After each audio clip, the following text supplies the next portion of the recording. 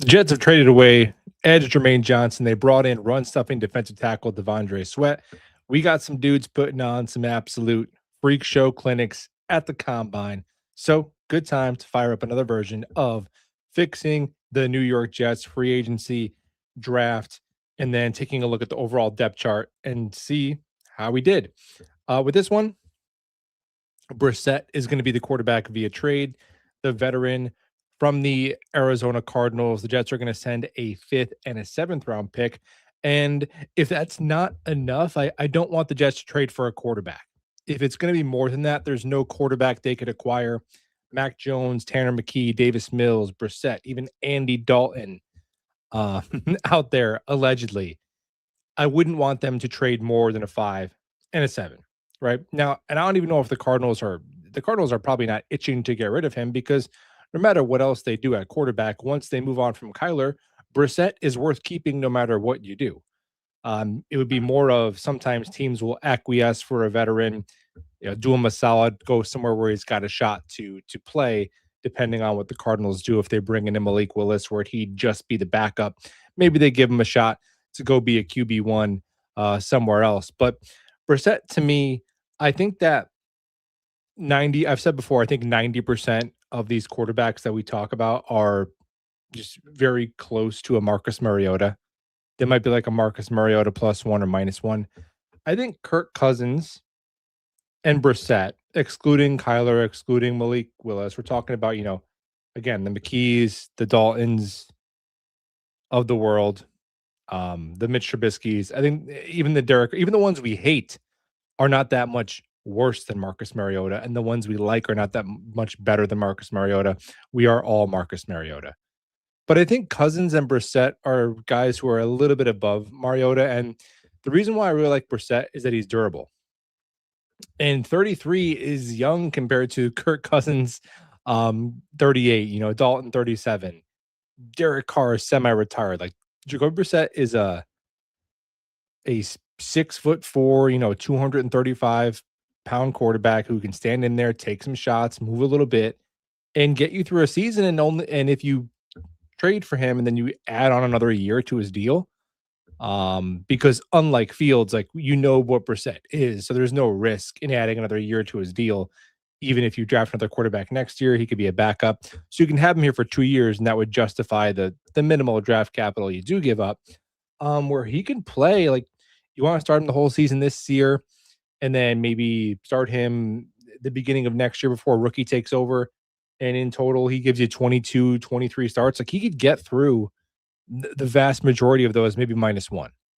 He could play through the games where Cousins, Dalton, Mariota was in the tent every 5 seconds, last year in Washington. So I think after Cousins, Brissett would be my guy. But he is on other teams, so you got to give up a little bit of draft capital. This, 23 touchdowns and 3,300 yards, and I think it was like 12 or 13 starts. Obviously, the Cardinals did not win. I think only won one game with him, but Brissett's solid. You know what you're getting. I like Brissett. So he will be the quarterback in this version. Now, a little bit different approach to free agency. Okay, I'm gonna do some big spending on the defensive side of the ball. I'm gonna offer Devin Lloyd the CJ Mosley overpay. Now, here's the thing with Devin Lloyd. I think of the big fish of free agency, he is the most likely to actually hit free agency. Because Alec Pierce most likely will be tagged. Tyler Linderbaum, we'll see. The Ravens have already said they've given him what would be a market-setting contract offer, right? But Devin Lloyd, here's the thing. The tag for linebackers includes outside linebacker edge rushers. So the franchise tag for linebacker is egregious. It's one of the most expensive tags. So that's out of their pocket. And maybe philosophically, they don't believe in paying uber crazy money to an off-ball linebacker when they have a quarterback who's making $50 million a year. The Jets don't have a quarterback who's making $50 million a year. And I'm watching Sonny Styles absolutely destroy the combine, who still number 3 on my trust me bro big board. The underwear Olympics doesn't change that a ton. I'm still going down with Ruben Bain, number 1, my T-Rex brethren. I've seen the footage. I don't care. Ruben Bain is that guy. But yeah, with Styles is an absolute beast, and I keep going back to like, hey man, if Styles by his second year became what you see analytically and statistically before you with Devin Lloyd in his second team all pro season this year, you'd probably be pretty happy about it. So I make Devin Lloyd super highly paid. You're going to overpay anyone anyway.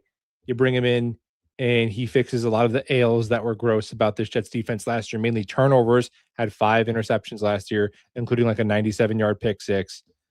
Coverage, great. Run defense, excellent.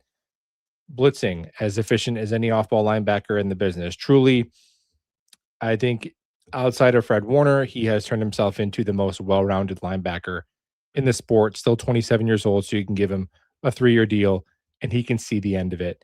I big offer to Devin Lloyd. I'd absolutely do it. Now I'm staying on defense, and we're gonna go with Jalen Phillips, who again he's gonna be more expensive than you think. Spotrac has these projected market values, and his is like 17 or 18 million a year. And this is going to tether into the draft because I'm going to go in a different direction with the number 2 overall pick than I've gone before. I've mainly been a Reese or Bain guy. I'm going to go in a different direction this time. And Jalen Phillips is going to help that make sense.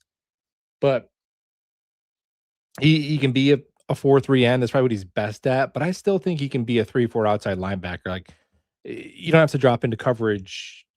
You don't have to be an elite like coverage player. You just have to be fluid enough to go out in space, curl out into a flat, and handle some responsibility. And he did a little bit of that in Philly. But Phillips finished the season again. I think the sacks, like if GMs are attached to that, maybe you can get him on a discount because, dude, 73 pressures is bonkers. Like 73 pressures and 57 hurries and over 30 stops. I mean, yeah, this guy was productive as hell. Like this is as good of a 5 sack season as you'll see from an edge, and really started to look like that Achilles injury was finally behind him after 2 years of trying to get back to his old self. And he is also 26 years old. So that's I'm gonna start free agency. Give me a beast, Sam, strong side, outside linebacker who's big enough to handle the run. Not a great run defender, but big enough to handle the run.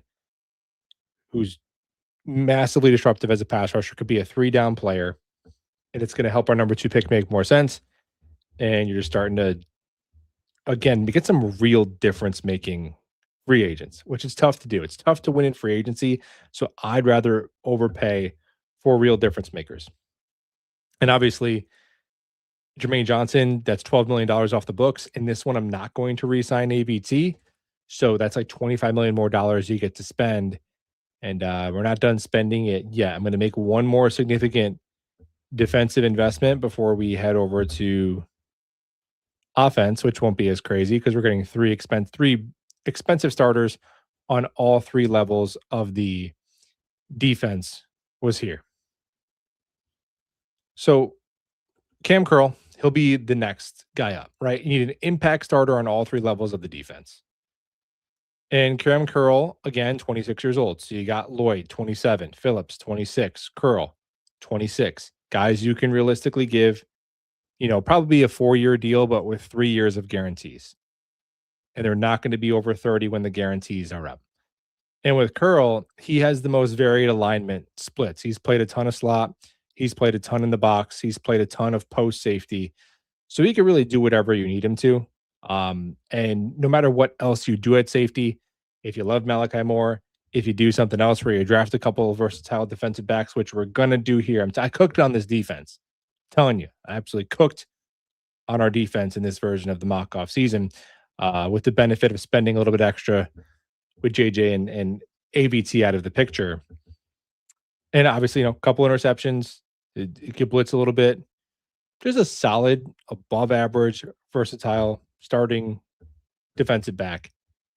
Get him on in here. Cam Curl, the Rams extended their other pending free agent safety, Quentin Lake. So I don't know if they will pay both or maybe they just decided to prioritize one over the other. Cam Curl, that's the big 3 on the defensive side of the ball in terms of free agent investments. Now, over to the offensive side of the ball, we did get Jacoby Brissett. And I think pick 16 has been kind of a spot. Pick 16 or 33 has been a spot where you can get your wide receiver 2 in the draft. But in this one, I'm going to head and just make sure we have our wide receiver 2 before the draft. I'm going to figure out how to spell Romeo Dobbs' name eventually. It's not that hard to spell. I don't know why it gives me trouble. But again, you got 25 years old. This is what we like, man. I don't want a bunch of 30-year-old free agents if you could avoid it. Now, he's a wide receiver 2. Will he be overpaid? Yes. But you got to overpay anyway, man. Yeah, this is actually a spot where wide receiver. These good, not great wide receivers are some of the contracts they get are nasty, but experimenting with some different options here. Dobbs, I like that he's young. I like that he has the ability to play the Z and play out of the slot, and even he's done some X. So he's like standard, like size 6'2", 205, varied alignment splits, and just prototypical wide receiver 2 production. Nothing crazy. He'll give you 650 to 750 yards and anywhere from 4 to 8 touchdowns if you're going to have a functional offense. With Brissett, you can actually take advantage of multiple receivers with Brissett. I'm not saying it's going to be pretty, but he'll spread the ball around and he'll feed your weapons. And look, man, I know that it's tough with the Jets because it seems like they have nothing. Like their offense was so bad last year. But I'm telling you, man, the offensive line that they have that we're going to add to in a bit, Garrett Wilson, Mason Taylor, Romeo Dobbs, A.D. Mitchell, Brees Hall. There's plenty of playoff teams where that's better than what some playoff teams have. That's a better skill unit. If you add Dobbs to it, it's a better skill unit than the Patriots and the Bills had last year, unequivocally. Not even debatably. It's a better skill unit. Don't have a quarterback. Right? have a quarterback. So there you have it. Romeo Dobbs steps in as well. I really like this signing that I invented into the ether in my last mock off season. So I'm going to recycle it. I like bringing in a professional tight end. Why? Because I like making a few rooms where you're not going to spend any draft capital. Going to put the transition tag on Brees next to finish out the offense before we head to the draft. So now if you bring in Kolar, who can be, again, his stats are so minimal, but you have to look at, he was behind 2, solid tight ends in Baltimore. And I don't think that guys like Jelani Woods, guys like Stone Smart are long for NFL rosters. Again, those had to be 1-year experiments. Well, maybe they should have played more. Okay, well then that's, too bad, so sad. You don't get to be inactive on a 3-win team and then like we're going to just bring you back and you're 27 years old. That's all packed up on those two. Charlie Kolar is an actual tight end who's been rostered and active every week for a good team behind good tight ends. So I think there is a significant difference between him and the practice squad level guys at the bottom of the room we had last year. He's a big ass dude, 6'5", 265, blocking tight end. He's 400 yards and 4 touchdowns in his career would be more than Mason Taylor and Jeremy Ruckert have, obviously. So you can call him or Ruckert the 2, whatever you want to do. But now that's a fine tight end room. It's fine. Taylor, Kolar, Ruckert. So no draft picks at tight end, no draft picks at running back. We already know that. And I will be bringing back Brees Hall. I don't think I need to go over who Brees Hall is as a player. I'll throw the transition tag on him. Hopefully we can get him for that $11 million for 1 more year because why not? Right? Okay, so that is free agency. That's going to be pretty expensive, but I think the moving on of Jermaine Johnson and the fact that I did not bring back AVT or Simpson to just kind of leave that hole there at guard to fill in the draft gave us some more money to spend on some of these other guys. So now let's head into the draft, which means that we need to pull up the PFF big board and get the free agent big board out of here. Let's see what Trevor Sikkema. He's gonna make some combine adjustments. Now everybody, after all the games have been played, now everyone's gonna say Ruben Bain is like a second round pick and Sonny Styles has to be the negative 17th overall pick. Like, yes, Sonny Styles is a crazy athlete, man. Did you watch Ohio State play football? Are we shocked by this? It was absurd though what he did do. It was pretty crazy. So first pick, number two overall. In this one, I'll go Bailey. I have not gone Bailey yet in a mock off season. I did like with Bailey. Now he was listed at 6'3", 250, and he was actually 6'3", 250, right? Because sometimes colleges play games where I'm like, is he really 6'2" and a quarter and 241? Because that starts to make a difference. Like when you could go 10, 12 pounds and all of a sudden you're the 46th percentile down to like the 18th percentile in size. Like I'm looking at like Ty Simpson. Ty Simpson, are you 214 pounds or 201 pounds? Because if you're 201 pounds, I'm not touching you until day three, and you're not going to be there. Um, but Bailey, he clears those thresholds. His length was really good. So of Bain, Reese, and Bailey actually has the closest thing to a prototypical like edge outside linebacker kind of build. He's still a little bit on the lower end in terms of weight, but nothing crazy.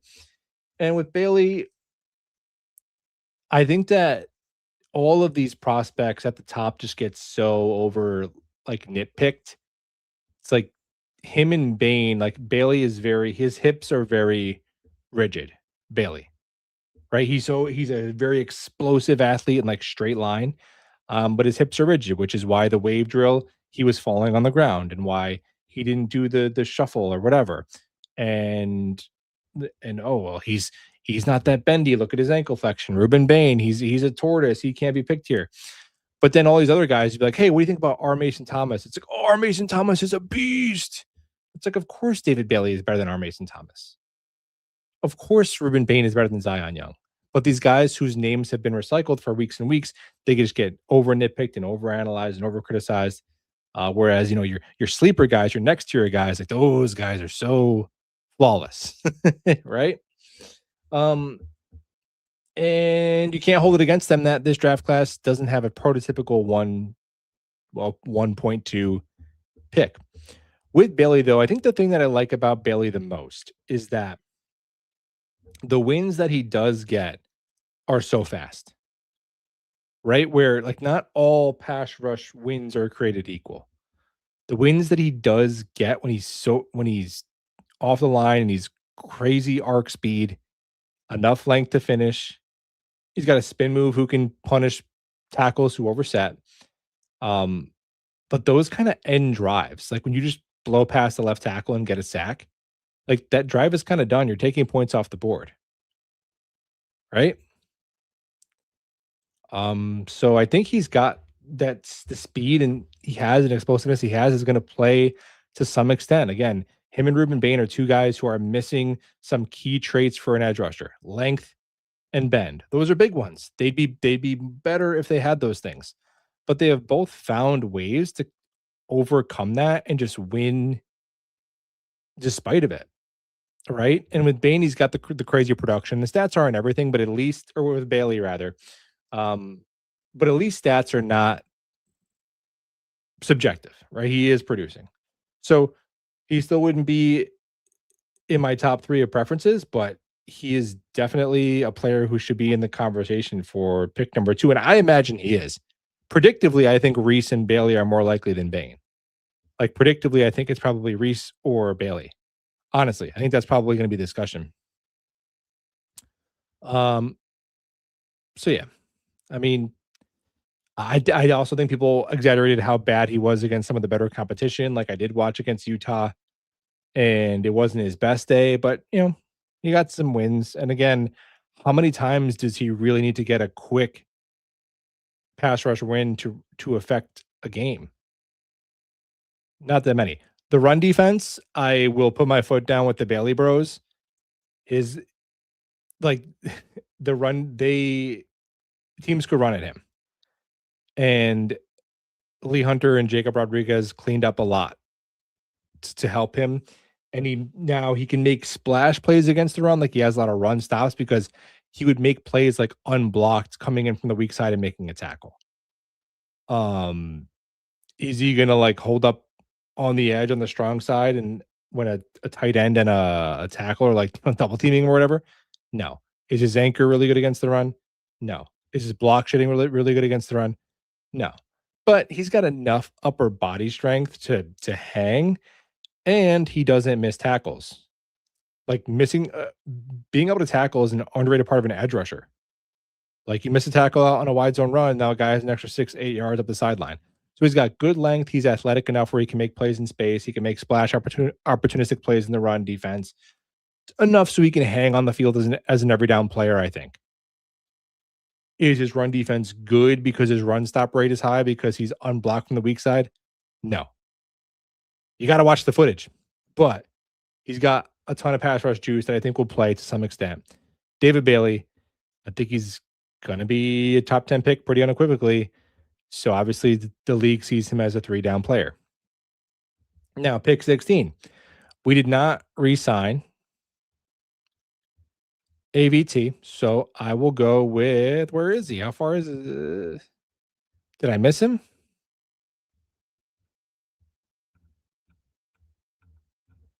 Where's Vega? Am I losing my mind? There he is. Vega Ione. Guard, Penn State. I would love this pick. I know it would be maybe not the most popular, but you got to get a really good player. And I think that the hit rate, the likely hit rate of this is one of the best bets they can make at 16. And now the way I see it is you didn't re-sign ABT, so you're using that money to do something else. Now you're getting a guard. I just have never agreed with the idea of, oh, you traded this guy to take this position. Now you're taking this position. You have ABT, but he's walking. Now you're taking it. Like, what are we even talking about, man? Like, draft good football players. Draft good football players, put them on the field, have them play good football. If they don't take a good team will take him. Like the Chargers will take him. Like the Ravens will take a good team will take him. Is it going to be some crime scene if another good team takes a really good guard? I don't understand that. And AVT again, you know, 17 times bitten, 25 times shy with Elijah Vera Tucker. I genuinely am taking crazy pills every offseason. We talk about ABT like it is our first day alive on the planet. Every year we have to do it. I just don't really want to do it anymore. If another team is right about him and he recovers and he is durable for the next 6 seasons, then good for him and good for them, man. As long as it's not within the Jets division, I could be happy for him. So another team wants to give him a 2-year deal. Let them do that. You slide in Vega, who's a powerhouse. Go watch him absolutely have Amari Washington in federal prison for 4 quarters. Like nobody wins through his chest. And he plays like an asshole. Like this offensive line could use a little bit of a mean streak. They're mostly like finesse players. You know, I like it. I like it a lot. He's played over 2,000 snaps at left guard. Look at the left guard. Look at the guards who have been taken in the top 20 in recent years. It's such a high hit rate. Immediate starter. And you're starting to build an infrastructure for a quarterback. We're going to take a dart throw on a quarterback later in this draft. But a more significant investment we made the next year, where now you have 4 building blocks in your offensive line. You got Garrett Wilson. You got Romeo Doubs. You got Mason Taylor, AD Mitchell, Breece Hall, Isaiah Davis. Is it the greatest show on turf? No. Does it more than meet the minimum threshold of stuff from a personnel perspective that a young quarterback needs to evaluate them? Yes, by a wide margin. It absolutely does. All right, so now let's go to, we got picks 1 and 16, 2 and 16 out of the way. Second round, we get a little different, go off the beaten path in a couple of different ways. So I do like Emmanuel McNeil Warren better, but I'm starting to think that he is not realistic at 33 anymore. I just think he's going to be a first round pick. So we're going to go with a different safety here. Dylan Thieneman, safety Oregon, who also could be a late first round pick too. But if he's there at 33, I'm down to do it. And look, there's the argument to be made that you just let Malachi Moore play next year. Like I've made that argument, like just stick him out there, see if he can play. You're not trying to win a Super Bowl, so evaluate some of these picks. But in just my opinion, this is just based on my opinion. When the Jets drafted Malachi Moore and when the Jets drafted Arian Smith, 2 picks in the 4th round, I saw both of those players as like Arian Smith. Now, this might be optimistic, but I saw Arian Smith as a number 4 receiver who could come in and stretch the field. Like that would be his eventual role. I just didn't see the ceiling of a starting receiver with his catch radius, with his inconsistent hands and his size and all that. And maybe he still can be. Like, look at Tyquan Thornton. It took him a while. Tyquan Thornton is a guy who could be a wide receiver for. And I thought that Malachi Moore, when they drafted him, was like a third safety, like a sub package kind of safety who can come in, play a little split safety. If you want to make, nickel feel like 4-3, he could play up in the box and do some of that stuff for you and play special teams. Now, do you want more of a 4th-round pick? Yeah, but that's just my opinion of Malachi Moore. So with that being said, you got Cam Curl, who's a very well-rounded, do-it-all kind of safety. Then you draft Dylan Thieneman, who has a really, really nice free safety profile, who reminds me so much.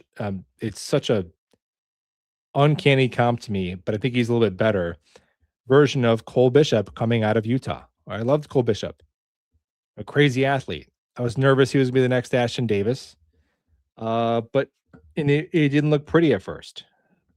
But he went to the Bills, and down the stretch this past season, Cole Bishop is like a really good playmaking defensive back for the Bills. And I think Thieneman could do that as well. He's super. There's no athletic limitations. You could stick him at post safety. He can chase post to the corner. He can come crash down on Diggs. The missed tackle rate is not bad, but I will say I think there's a couple that in the games that I saw, and it wasn't the whole season, of course. So who knows, where he didn't really get to miss the tackle because he overran it by so much. So there's some stuff to clean up, but I think he's getting top, 40 pick almost assuredly, what it seems like, for a reason, for the traits. So now I really like him and Cam Curl next to each other with Malachi Moore as the 4 safety. Because let's be honest, like a lot of the players that we have, even the ones we like on good teams, like they're backups. If we're just being honest, like you put Malachi Moore on like the Seahawks or something, like he's not starting, right? So that's pick 2A. Pick 2B. This is one of the best values you can get in the entire draft, but so many worse players will be taken before these dudes because of positional value. Positional value, bro. Yeah, remember when the Ravens drafted Tyler Linderbaum and Kyle Hamilton in one draft, while the Giants positional value broed and got Kayvon Thibodeau and Evan Neal? Pepperidge Farm remembers. D'Angelo Pons is going to be an absolute beast of a football player in the NFL. Going to take him here. Obviously, he is a minuscule. He's like 5'9". Maybe even be 5'8 3/4". So obviously he played a lot of boundary at Indiana. There a projection of him to have to move into the slot in the NFL. And just like Malachi Moore, Jarvis Brownlee, it's fine if they want to do an evaluation here with these guys and play Jarvis Brownlee and Malachi Moore, start him 17 games, figure out who can play on to next year. That's fine. I would totally understand it. But I think Jarvis Brownlee is best as a sub package player because he is injured every 5 seconds. And then the other 5 seconds, he is typically committing a penalty. But that in the middle of that, he'll like force a fumble, he'll hit someone, he'll make a big play.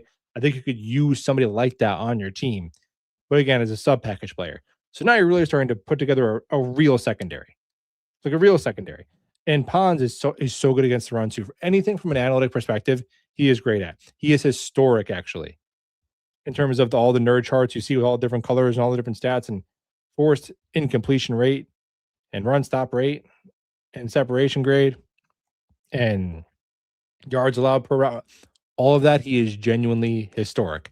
Since the nerds started nerding, very few corners have had a better analytical profile than D'Angelo Ponce. Yeah, on the boundary, he'd probably just get mossed by big receivers. Like there's just gonna be limitations. You're that small, so he's gonna have to play slot. But I love his like.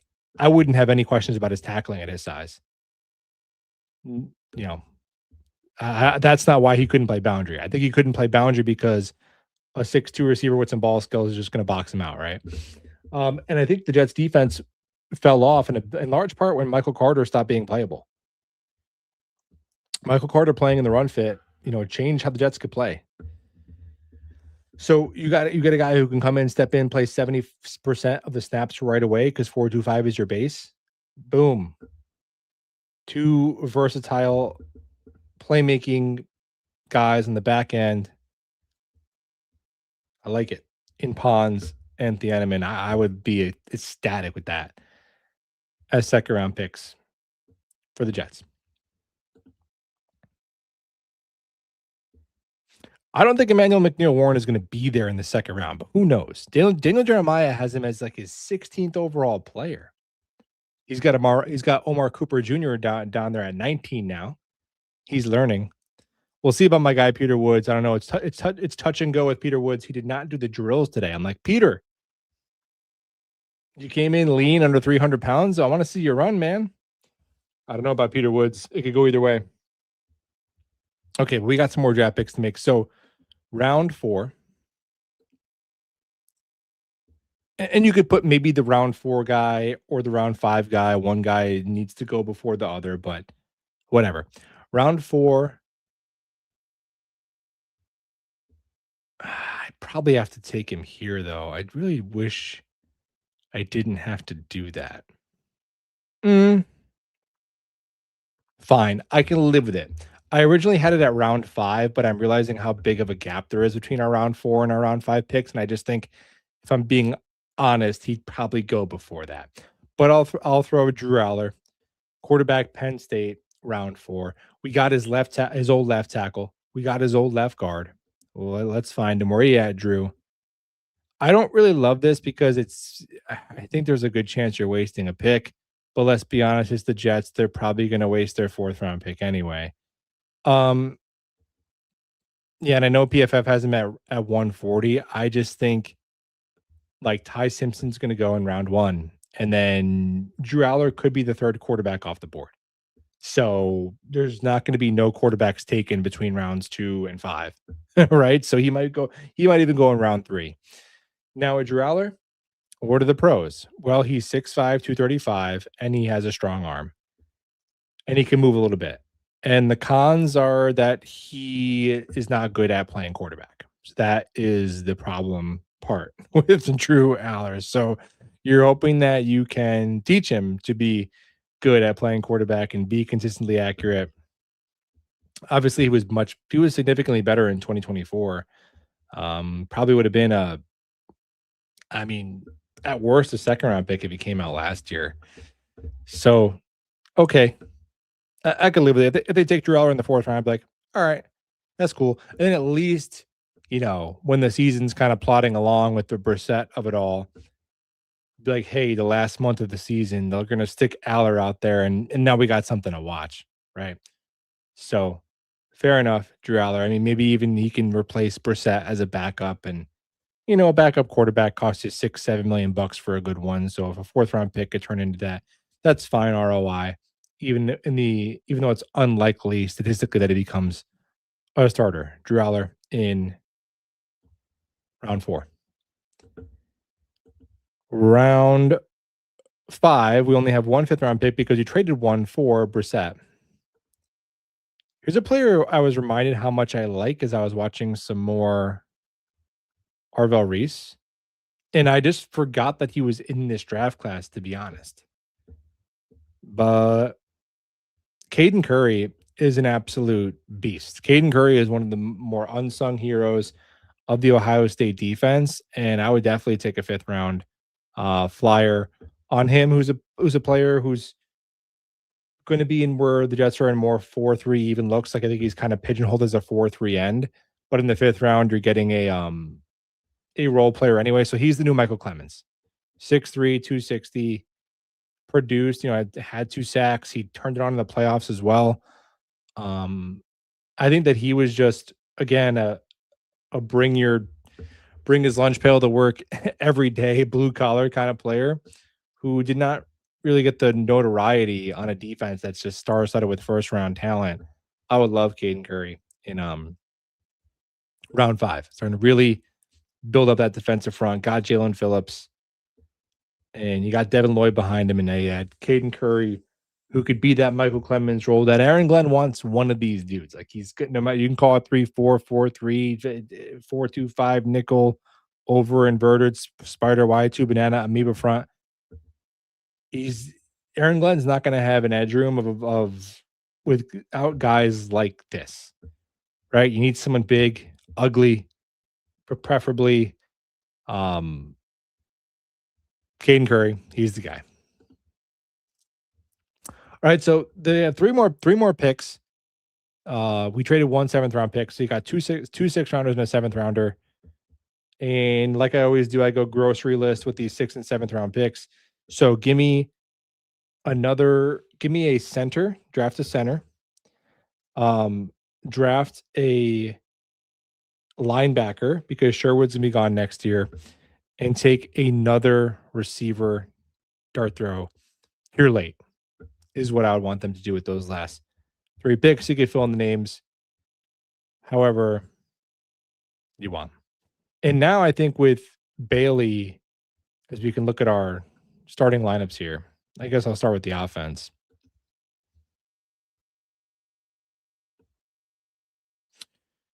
Won't be there? Yeah, maybe not. I just go by PFF how they have him ranked. That's not a guarantee. He's number 170.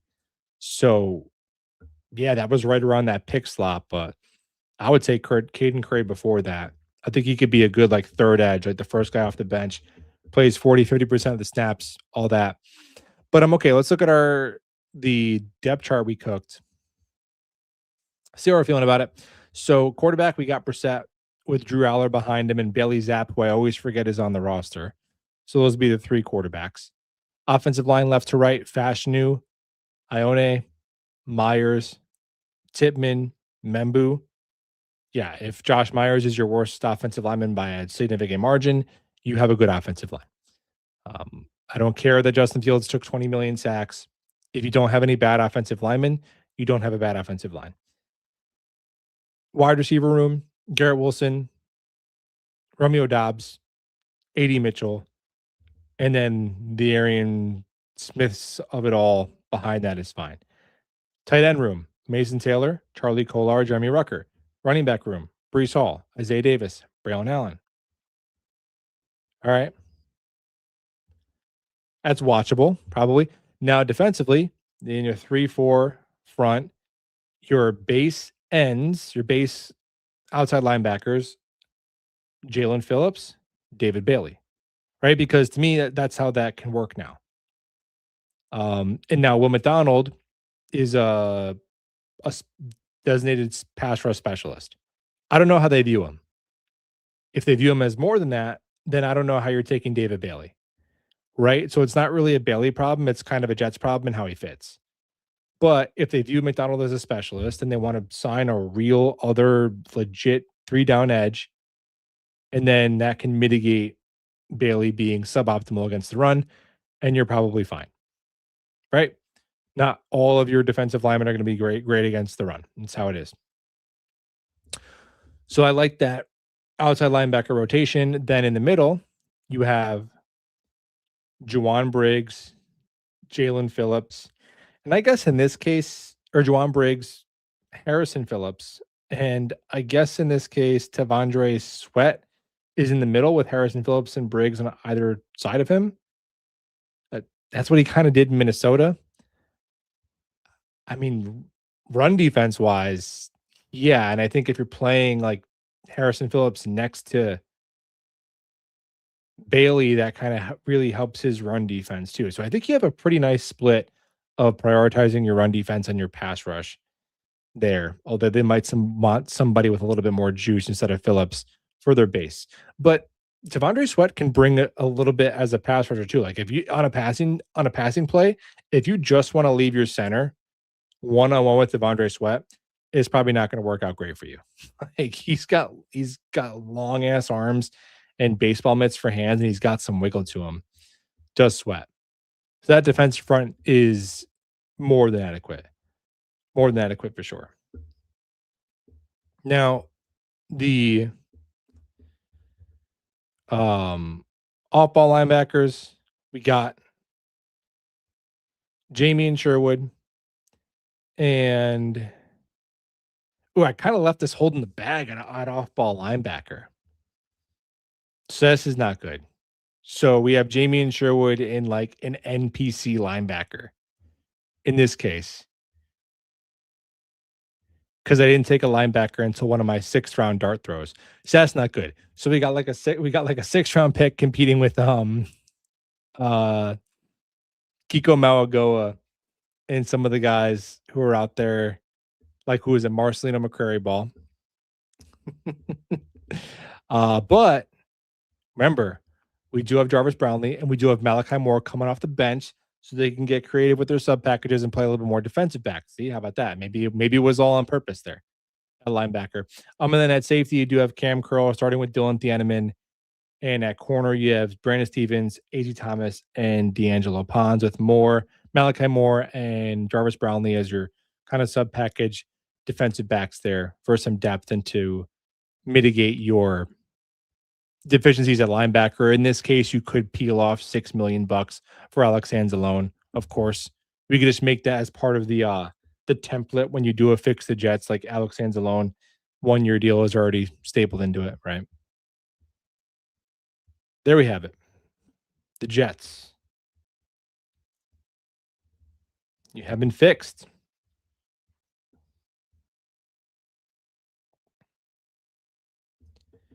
Moving up, yeah, I mean, they have what, 5 picks in round 6 and 7, like, you know, how many rookies are you gonna be able to are you really gonna roster 5, 5 late round pick rookies are really gonna make your team? I doubt it, so I wouldn't mind it.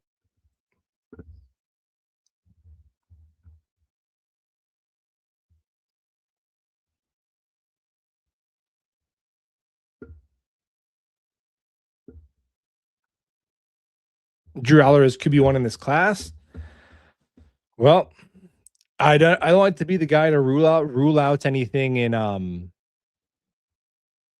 draft discussions because anything is possible. But I would just say that I disagree.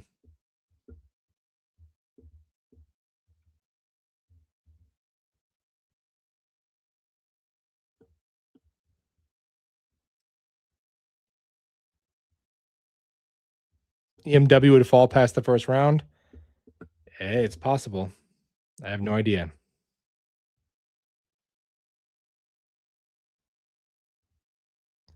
The Jets just hired a designated nickelbacks coach. Something tells me they want to go with the Ravens Seahawks route with an oversized nickel.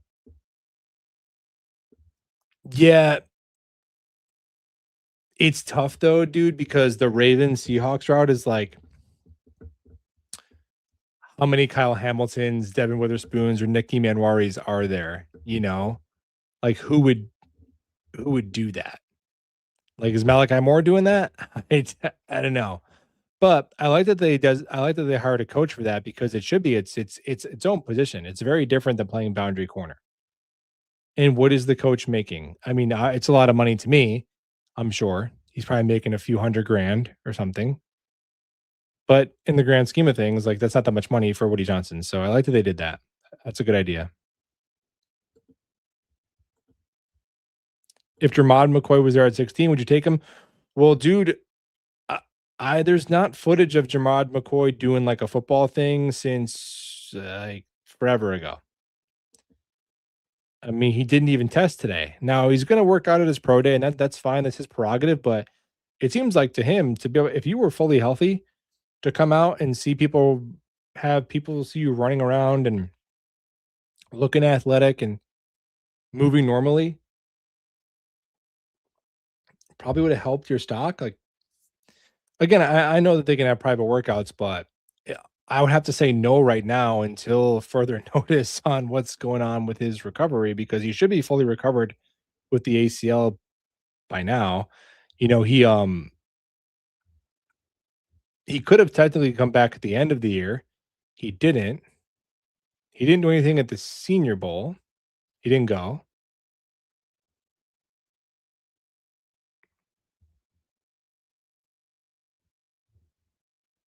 and he didn't do the combine. So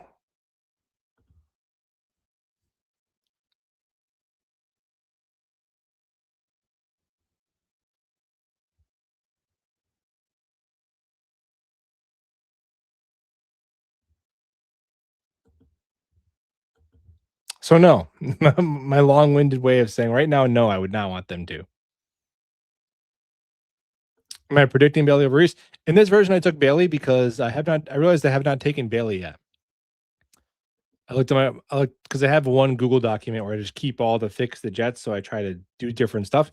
And I'd gone back and forth between Bain and Reese in the last few. So I'm like, let's throw David Bailey in there. That'll be fun. I will move David Bailey up the Trust Me Bro big board. I gotta move him up. Should we put the Trust Me Bro big board on the screen? We shall. Let's take a look.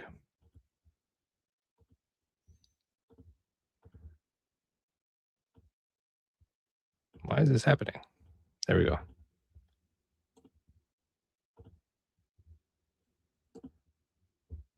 Oh my gosh.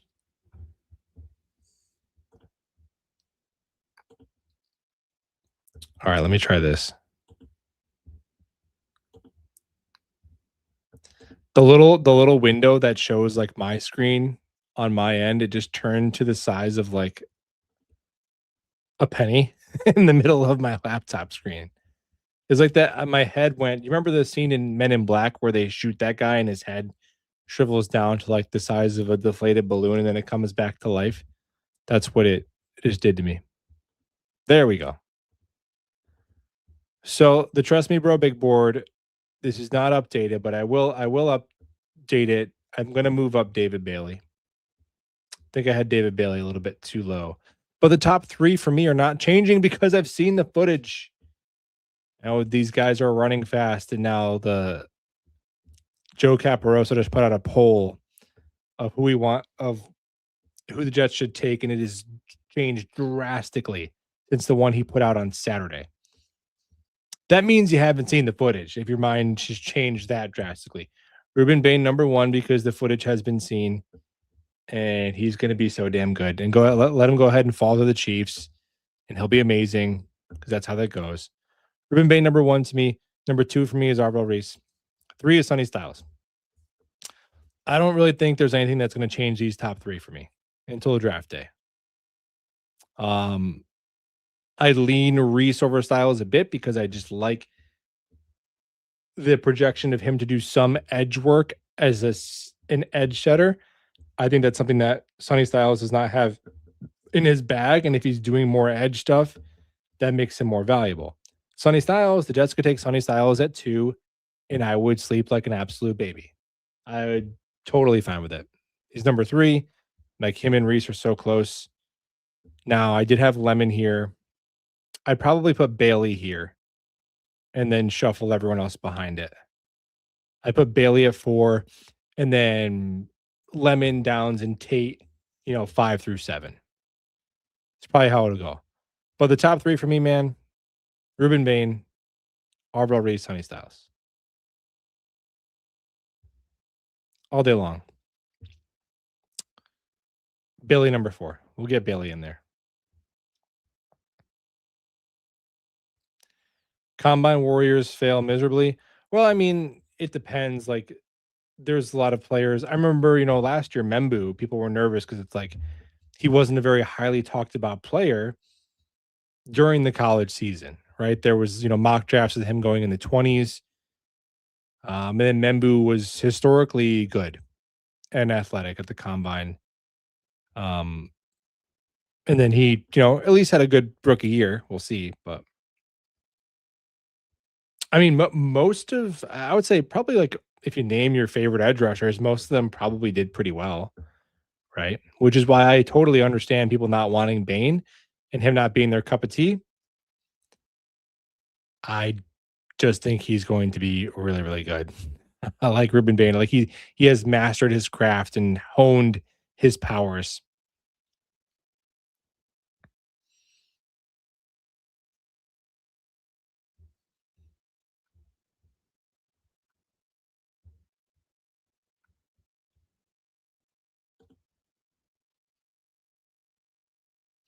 Yeah, Bain's a cool dude. He already looks like a sitcom dad from the 90s. You'd cry if we took Sadiq at 16. Yeah, I don't think that's gonna happen. When do the players do the bench press? I think the bench is kind of towards the end.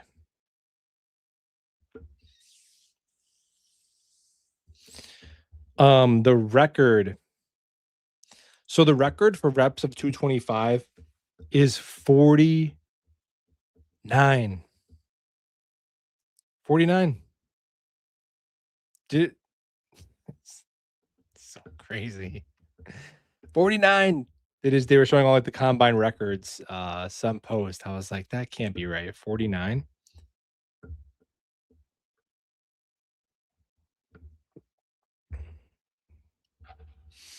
Um, I could do 7, so I'm stronger than Devontae Smith. I think that's like the only notable NFL player that I am stronger than. Devontae Smith. If only I was like one of the greatest athletes in the world, then maybe I could be in the NFL. But I am not.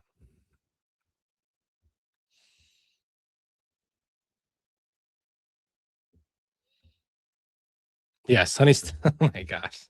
Well, so Sonny Styles' official time was even faster. So Sonny Styles finished with a 4.46 40, and he had a 43-inch vertical. Oh my god. 11.2 broad. Yeah, so he was like the most athletic linebacker ever. Okay. He's actually 6'5".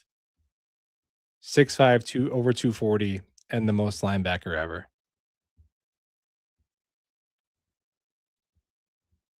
So that's pretty good. I would say that's pretty good.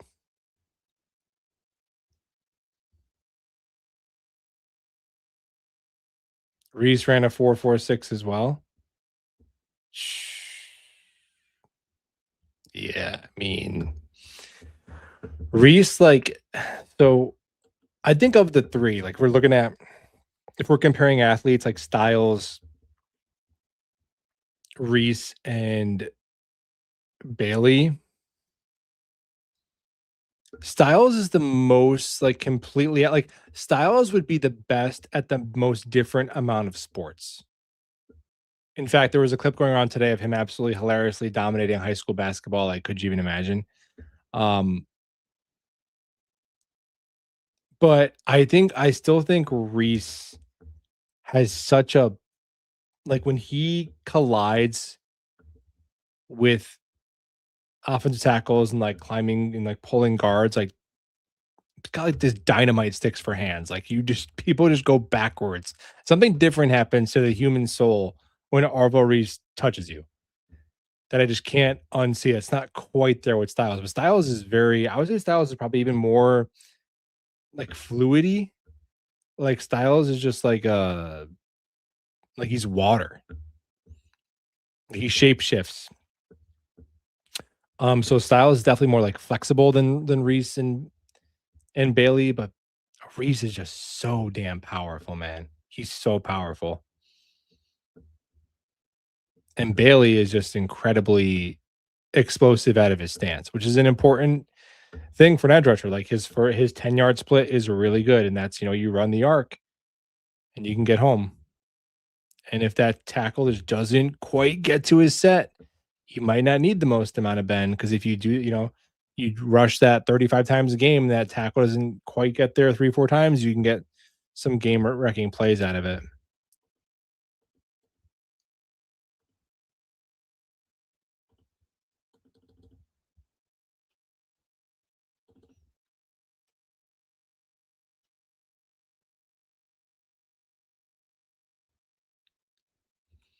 But yeah, those two did not disappoint, huh? Athletically.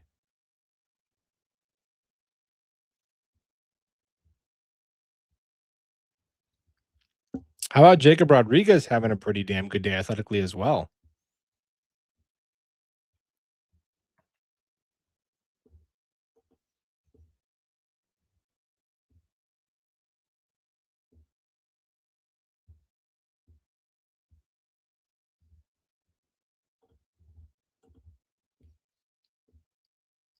Trade down from 2? Yeah, that'd be, optimal.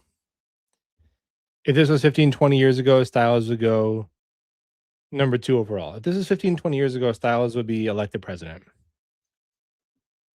It'd be fine. He'd figure it out. He was a safety like 2 seconds ago. You think he couldn't figure out how to be president? He'd be fine.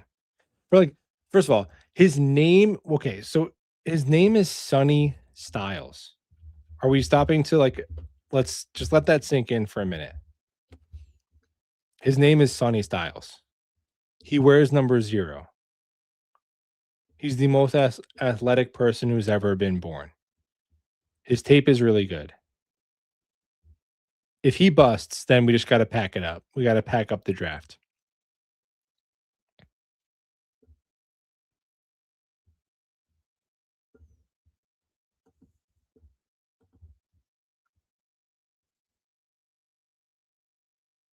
What was Bane's 40 and 10-yard split? He didn't test. It wouldn't be fast. It wouldn't be in the same stratosphere as these guys.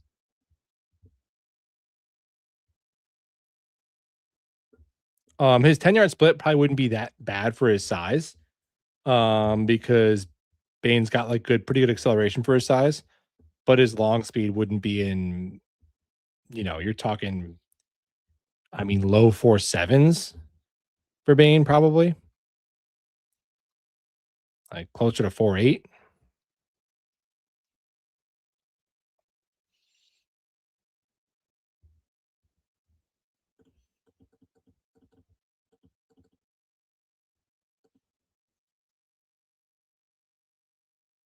Oh, okay. That's what I was looking up. I'm like, is his name really Sonny Styles? Because that's, like, a little on the nose, you know? Was like Muhammad Ali. Like, Muhammad Ali, his name was Cassius Clay. I'm like, "Wait a minute, your name was already Cassius Clay," and I know it was obviously spiritual reasons with the name change. I'm like, "Dude, you get 2 badass names. You're Cassius Clay and Muhammad Ali." Alex Styles. Yeah, that's Alex Styles is not a number 2 overall pick in the draft. Sonny Styles. Yeah, Sonny Styles' real name is Alex Styles. His father, Lorenzo Styles, gave him the nickname Sonny after Santino Sonny. What is this from The Godfather? From The Godfather. Because of his fiery temperament. Oh, this is even better. This is even better than his name actually being Sonny. So this checks every box.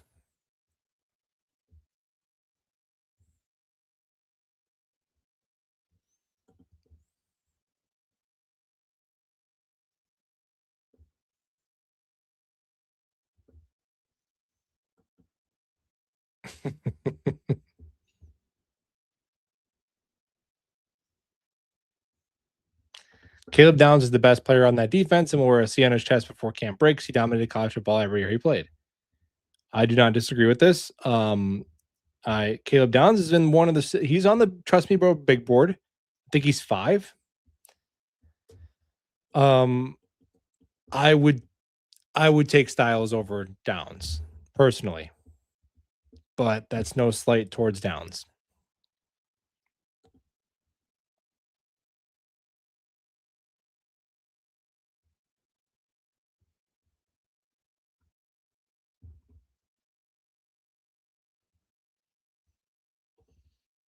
I think part of our D being bad last year was linebacker coverage. Yeah, our linebacker.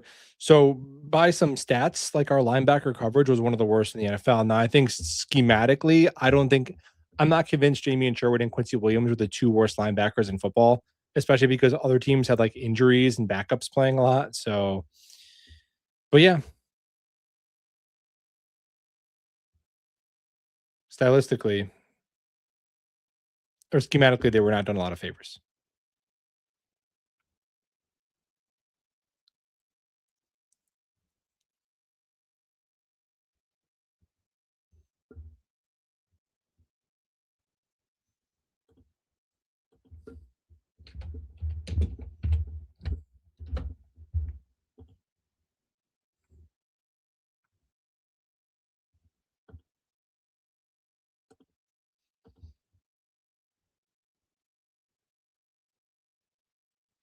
Who's one player that would be a bust if you had to guess?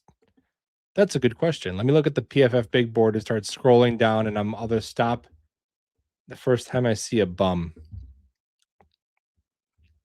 Haven't seen any bums yet. Haven't watched the offensive tackle, so I don't even know if he's a bum, but I'll assume not.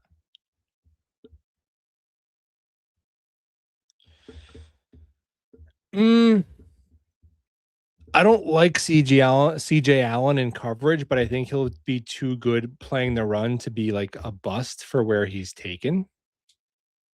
Keldrick Falk could be a bust. I just don't know what to do with his combination of size and athletic traits. Like, what are you?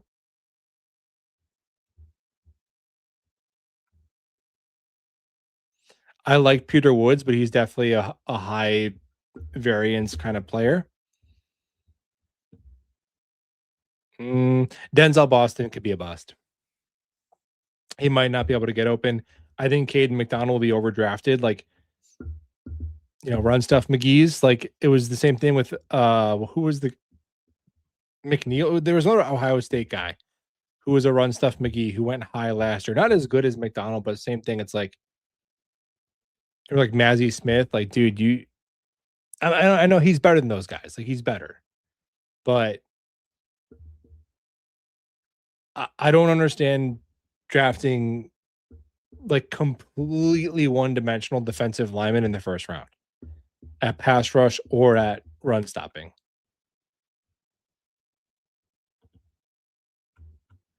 but not too many.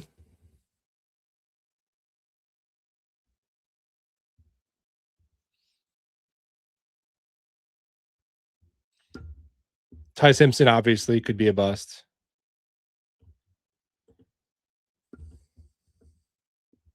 Yeah, Tyleik Williams. That's it. If the Jets draft Simpson at 2, he'll be a bust. I mean, I don't think that's going to happen. I don't care how good he interviews and all that. Simpson to me is a fine day 2 quarterback to take.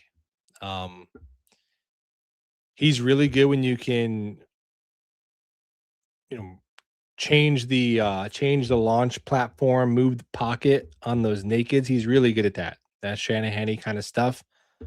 I think he's got better traits than people think, but the last couple of games, it's tough because it's like, oh, it's 2.5 games, whatever, where it was really bad. But it's like, dude, that's out of 15 games. So you know, that's a decent percentage of his games. 15 games only, sample size, small, just too many risks to be a first round player. But I think the traits are better than and his tools and what a team would have to work with when they're getting him is better than I think it's better than most other people think, but not good enough to be in the first round, really. Um, I mean, if they trade up like one spot to Seattle at 32 to prevent them from selling it further down the board and they take him at like 32 to get the fifth year option, okay, but I don't want him at 16 and at 2 would just be I don't even think it's gonna be that's in the conversation to take him at 2. I really don't.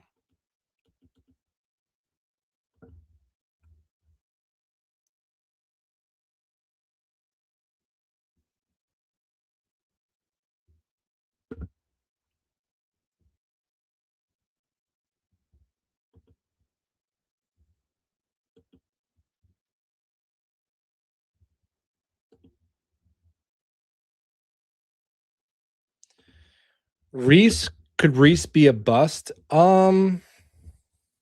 Yeah, I mean, of course he could be. I I think well, yeah, he could be because he could be a disappointment. He could be a significant disappointment or a bust, but I think he's got some skills that'll just play to some extent where it's not going to be a Isaiah Simmons level, Jamin Davis level bust. But he's got some high variance to him for sure.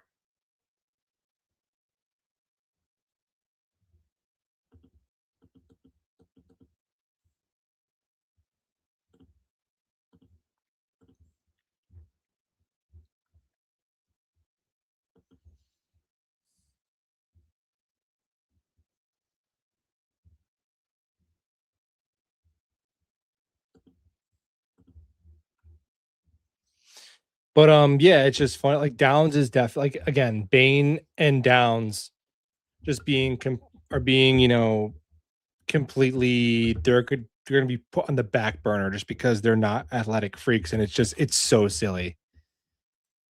It's so after all the football is played, it's like, dude, and because of positional value with Downs, like the cheat, like Bane and Downs will probably go 9 and 10 to the Bengals and the Chiefs, and they'll be better than some guys who went before that. I will promise you.